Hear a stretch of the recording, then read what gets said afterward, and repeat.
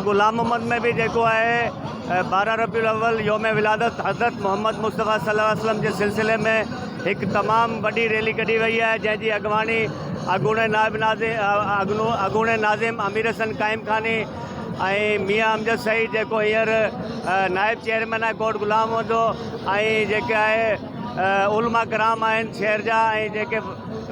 सियासी रहनुमा आहिनि मजहबी रहनुमा आहिनि वो उन्हनि जी अगवानी कई है। कोट गुलाम मोहम्मद में 12 रबीउल अव्वल के हवाले से तमाम सुठो जेको है सफ़ाई जो इंतज़ाम किया वियो हो जेको है पुलिस पारा हिकड़ी सख्त जेको है अमन अमान के काबू रखण लाइ हिकिड़ो जेको है पुलिस जेको है वॾी तादाद में लगाई वई है।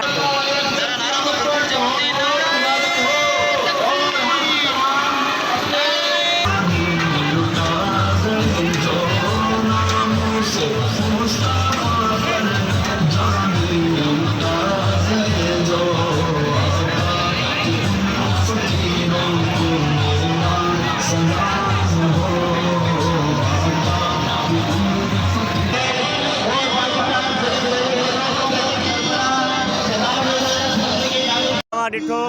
त अॼु 12 रबीउल अव्वल सां एक तमामु घणी वॾी रैली कढी वई, जंहिंमें नंढनि वॾनि तोड़े ॿारनि में तमामु घणो जोशो जज़्बो हो मरहबा मरहबा